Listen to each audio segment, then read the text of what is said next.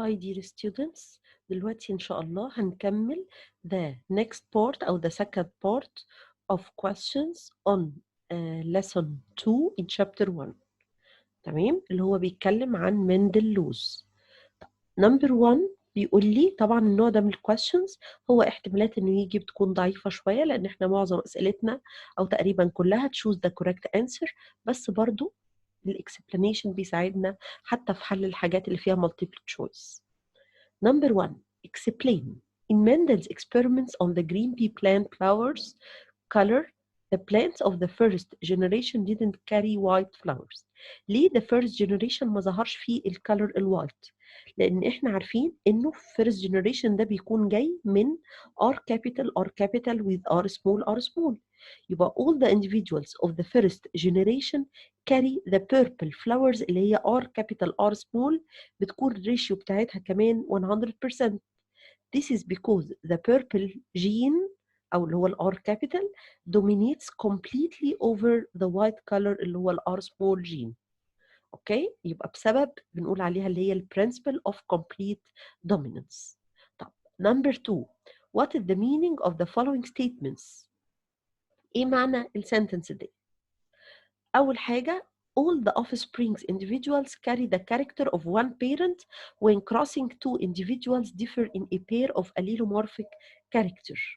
يعني بيقول لي ليه كل الاوفسبرينج بيشيل الكاركتر بتاعت one parent؟ تقريبا ده نفس الكويستشن زي اللي فوقيها. ليه؟ لان دي طبعا this case اللي هي ايه اسمها الكومبليت dominance case اللي فيها the character appeared in the offspring of the first generation is the dominant character only. يعني دايما في الفيرست جنريشن بيظهر بس الصفة الدوميننت، في الجيل الأول بتظهر بس الصفة القوية. طيب statement number B بتقول لي the number of flowers with the axillary site in pea plant is 3 times more than the number of flowers with the terminal site regarding the main seedling shapes. ما بيلفتش نظرنا number 3. طبعا احنا كان عندنا percentage بنعرفها من third prep اللي هي 3:1. دي كانت بتطلع امتى؟ لما كنا بناخد مثلا حاجة hybrid مع حاجة hybrid، يعني T capital T small with T capital T small. طب احنا ازاي نعمل explanation لسنتنس زي كده؟ بقول له ان this means انه الاكسيلري سايت الجين بتاعها dominates over the gene of the flower with terminal site at which the character appear by ratio 3:1. يعني بنوضح اللي هي ratio اللي هي 3:1. طيب that's question number 3. In complete dominance, the genetic character appears with 3 different phenotypes. How far this statement is correct with explanation؟ تاني أنا بيقول لي 3 phenotypes. 3 phenotypes. phenotype يعني الشكل الخارجي. هل فعلا بيبقى عندي في الكومبليت دومينانت شكل خارجي؟ طبعا لا. ليه؟ لأن إحنا عندنا بس 2 different phenotypes اللي هم إيه؟ واحد بيكون بنقول عليه dominant والتاني recessive. والدومينانت ده ممكن يكون الجينوتايب بتاعه بيور او هايبريد، بس احنا كده بنعد 3 جينوتايبس مش 3 فينوتايبس. فينوتايب تاني معناها الشكل الخارجي. انا ما عنديش شكل خارجي غير احتمال حاجه من اتنين، يا صفه قويه يا صفه ضعيفه.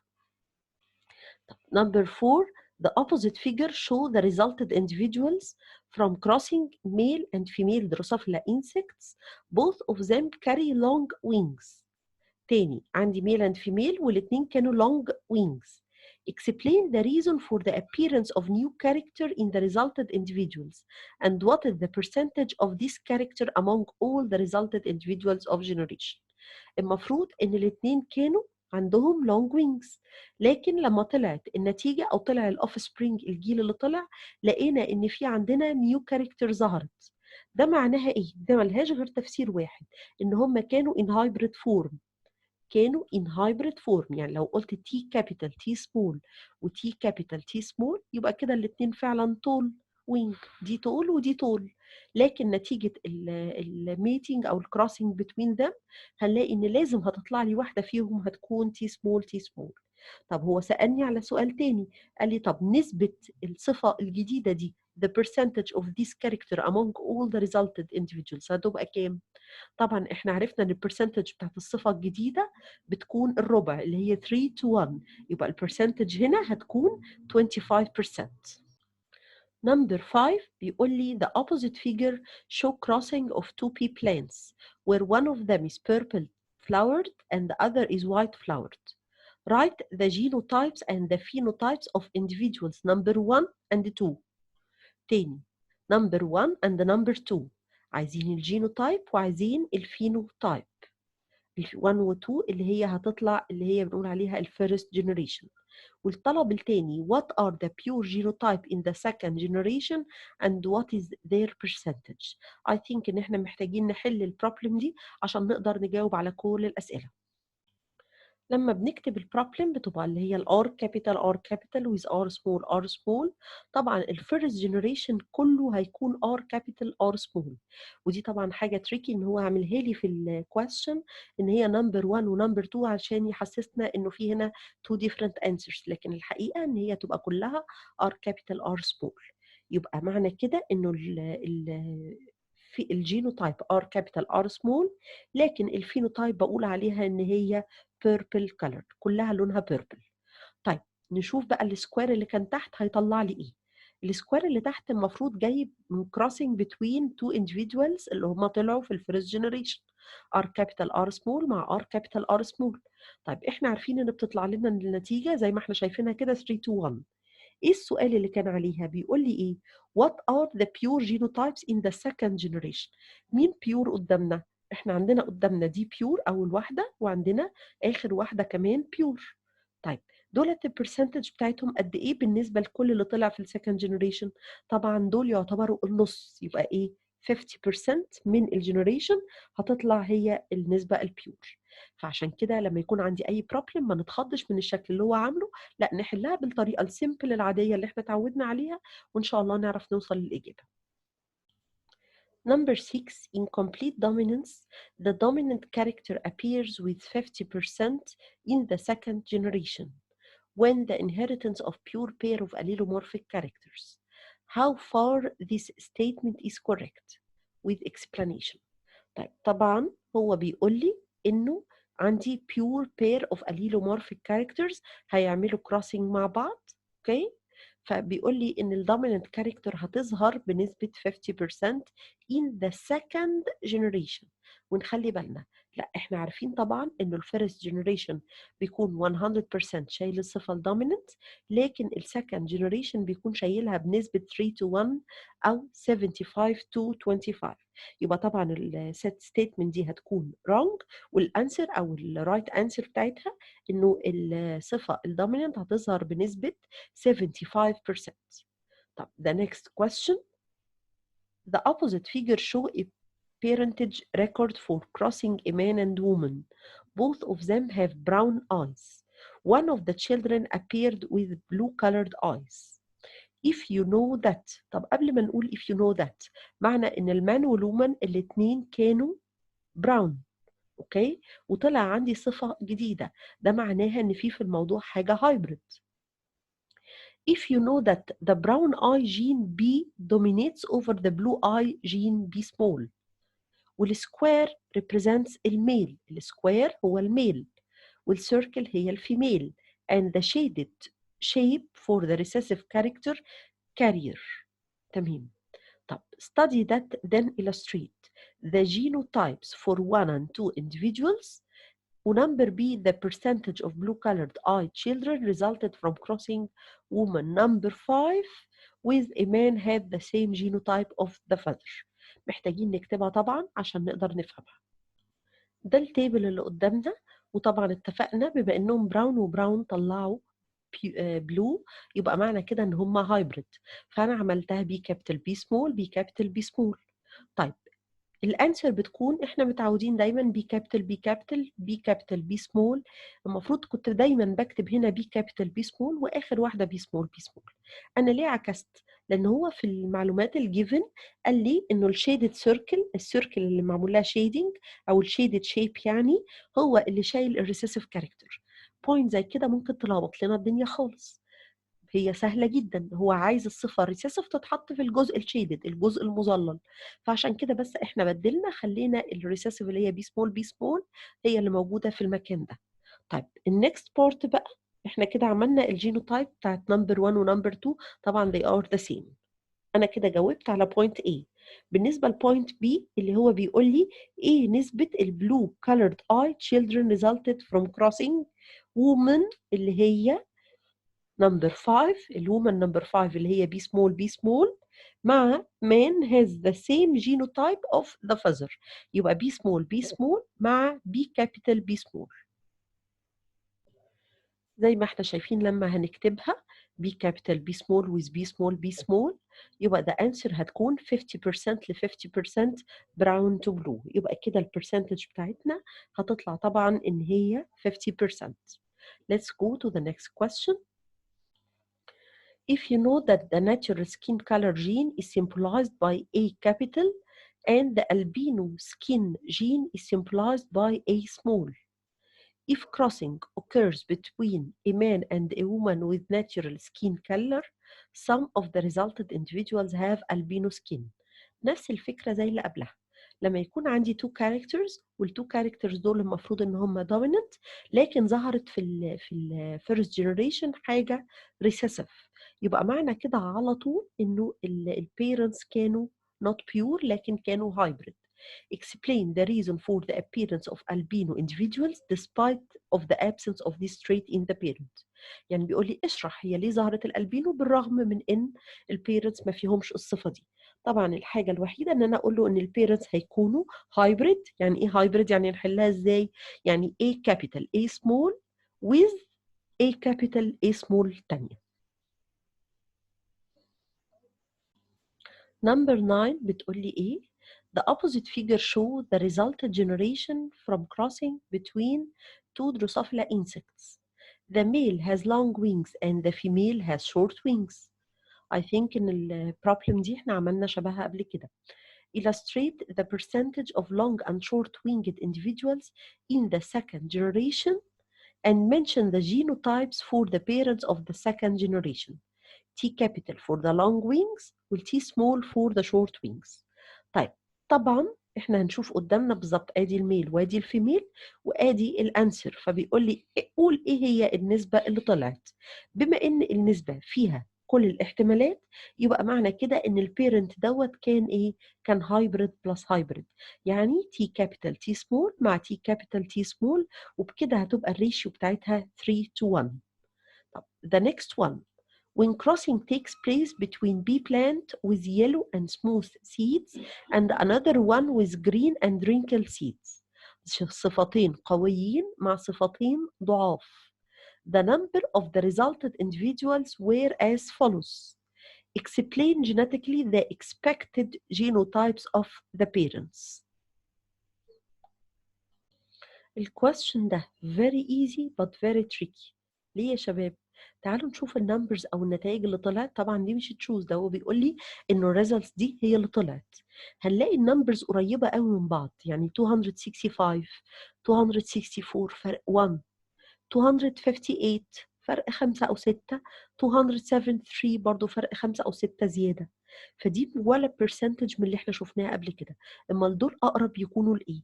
دول أقرب يكونوا إن النسبة 1 ل 1 ل 1 ل 1.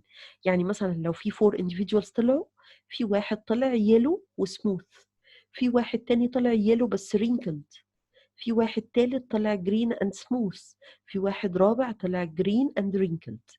يعني تقريبا النسب شبه ان هي متشابهة جدا. فهو بيقول لي طب اشرح ده genetically. the expected genotypes of the parents. ايه البيرنتس اللي كانت بتطلع لي النتائج بتاعتها 1 to 1؟ تعالوا نفتكر كده مع بعض. كانت ايه هي البيرنتس؟ البيرنتس لو نفتكر كانت لازم تبقى هايبريد بلس هايبريد عشان تديني النتيجة دي. طب تعالوا نحول دي للبروبلم او للسيمبلز ونشوف الشكل. اليلو اند سموث هتبقى هايبريد، يعني واي كابيتال واي سمول اس كابيتال اس سمول. جرين اند رينكلد دي الصفه الريسيسيف، الصفه الضعيفه، واحنا عارفين ان الضعيفه لازم تبقى بيور، يبقى واي سمول واي سمول اس سمول اس سمول. طيب انا لو من هنا طلعنا عندنا كل الاحتمالات الجميتس هنلاقي ان عندي 4 possibilities، لكن من الجرين رينكل مفيش غير حاجة واحدة بس. طب هتطلع البرسنتج كده ايه؟ هنلاقي فعلا ان طالع عندي 4 افراد شايلين الاربع احتمالات. في ناس ممكن تقول لي طيب هي ليه النمبر هو مش كاتبها لي equal numbers؟ يعني ليه ما عملهمش مثلا كلهم 265 او 264؟ طبعا هي تريكي، لكن وارد جدا انه بعض الانديفيدوالز ممكن تزيد واحد، تقل واحد، تزيد اتنين، تزيد خمسة، لكن ممكن طبعا حسب العدد الافراد اصلا اللي البيرنتس دول جابوهم. لكن الفرق مش كبير، مش لدرجة ان انا اقول مثلا percentage 3 to 1 ولا 2 to 1، مفيش حاجة ضعف حاجة ولا حاجة ربع حاجة، لكن النسب قريبة قوي من بعض. فهي طبعا ده التفسير الوحيد للبروبلم دي، ان هي واحدة فيهم كانت فعلا هايبريد لكن التانية كانت بيور. Number 11 بتقول لي the following table show the genetic analysis for crossing a brown colored and long horned ox with white colored and short horned cow, knowing that B capital is the brown color gene which dominates over the white color gene B small, and the long horn gene M capital dominates over the short horn gene اللي هو M small. يعني عندي تيبل، والتيبل ده المفروض طبعا دي علامة الفيميل، ده علامة الميل، ودي احتمالات الجميتس. قبل ما نفكر ان احنا نعمل اي حاجة المفروض ان احنا نكمل التيبل ده عشان نقدر نفهم ايه الطلبات. يعني مثلا اول question بيقول لي write the gametes of number 1 and 2، يبقى احنا فعلا هنحتاج نكتب مين هي 1 ومين هي 2. طب هنجيب منين 1 and 2؟ طبعا احنا عارفين انه دايما الحاجة اللي هنا مثلا نمبر 1 دي جاية منين؟ جاية من اللي هنا اوكي مع اللي هنا. تعالوا نكتبها أحسن عشان تكون واضحة قدامنا. طيب علشان نقدر نعرف عندي نمبر 1 نمبر 2، نمبر 1 دي جت منين؟ جت المفروض من الميل ويز فيميل. طيب احنا مدينا النتيجة طلعت هنا اللي هي بي كابيتال بي سمول ام سمول ام سمول. حلو، بي كابيتال بي سمول، البي سمول اهي والام سمول اهي، يبقى معنى كده ان البيرنت ايه؟ معنى كده الحروف اللي باقيه البي كابيتال هتبقى هي اللي فوق والام سمول هي اللي فوق. احنا كده لو جربنا بقى ما عندناش اللي مكتوب ده وحبينا نحلها، هنلاقي فعلا بي كابيتال بي سمول ام سمول ام سمول. يبقى احنا بنعمل اكننا بنعمل سبتراكشن، بنشوف ايه اللي موجود نشيله ونشوف ايه اللي باقي نكتبه فوق. طيب بنفس الطريقه هنعمل دي اللي هي نمبر 2، بس نمبر 2 كان فيها مشكله ان انا ما عنديش نمبر 5. فنمبر 5 بنجيبها منين؟ برضو احنا لو كملنا هنلاقي نفس الفكرة، انه انا عندي، تعالوا نشوف نمبر 2 هتيجي منين. طبعا المفروض عندنا ان اللي فوق دي هي الاحتمالات بتاعة الجميتس، والاحتمالات بتاعة الجميتس دايما من الفور لترز بناخد كل اتنين مرة مع بعض. يعني مرة خدنا البي والام الكابيتال مع بعض، مرة خدنا البي بس اللي كابيتال معاها ام سمول، مرة تانية البي هي السمول معاها الام كابيتال، واخر واحدة بي سمول ام سمول. يعني خدنا مرة التو كابيتال ليترز، هنا التو سمول ليترز، هنا واحدة كابيتال مع واحدة سمول بالتبادل. يبقى انا كده عرفت ان نمبر 2 هتبقى بي سمول ام سمول. طيب عرفنا دي، هنقدر نطلع الجميد اللي تحت. طب الجميد نمبر 4، او سوري مش الجميد ده، الجنريشن، جنريشن نمبر 4 هيبقى عبارة عن ايه؟ بي سمول بي سمول ام كابيتال ام سمول. طب نمبر 5 هتبقى بي سمول بي سمول ام سمول ام سمول، وطبعا دي كل حاجة فيها بتكون الصفة الضعيفة اللي هي شورت اند وايت. عندي question number 1 كان بيقول لي بس ايه هي الجميتس اللي في 1 and 2، واحنا اوريدي كتبناها. question number B what are the phenotypes of the person number 3 and 5؟ احنا كتبنا اولا phenotype يعني الشكل الخارجي، يعني هو مش عايز الحروف، هو عايز الصفة. فانا طبعا هكتبهم وابتدي اقول ايه؟ اول حاجة ان هي براون، وتاني حاجة ان هي لونج بس هي هايبريد، يبقى دي بنقول عليها ايه؟ براون اند لونج وهايبريد. طب نمبر 5 طبعا دي كل الصفات الريسيسيف مع بعض اللي هي شورت اند وايت. الثيرد بارت اوف question بيقول لي what is the genotype of person number 4؟ الجينوتايب بتاعت نمبر 4.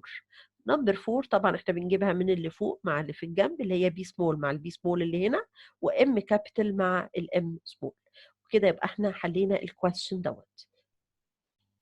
The last question: in beet plant the genetic factor of swollen roots M is dominant over the genetic factor of weak roots M.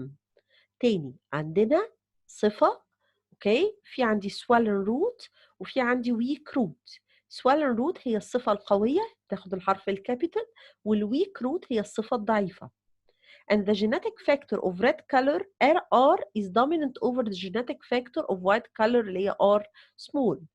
Specify the genotypes and phenotypes that resulted from crossing of two plants having the following genotypes. ومديني هو two parents وعايز ان احنا نعمل crossing بينهم علشان نقدر نشوف الانديفيدوالز اللي هتطلع ايه هي الجينوتايبس وايه هي الفينوتايبس. Giving the percentage of swollen and white colored roots. يعني هنحل problem دي طبعا problem واضحة جدا، هنحلها ونشوف البرسنتج اللي فيها. لما نحل الكويستشن قدامنا هنكتب التو بيرنتس اللي قال لنا عليهم، هنعمل الجميتس وانا قسمت لكم الجميتس 1 2 3 4 5 6. طبعا هناخد نمبر 1 مره مع كل دول ونمبر 2 مره مع كل دول. هيطلع لي كام احتمال؟ احنا لو عملنا 4 تايم 2 يعني هتطلع 8 possibilities. في عندي 8 احتمالات، فاحنا بنكتب ال8 احتمالات زي ما انا كاتباهم قدامنا.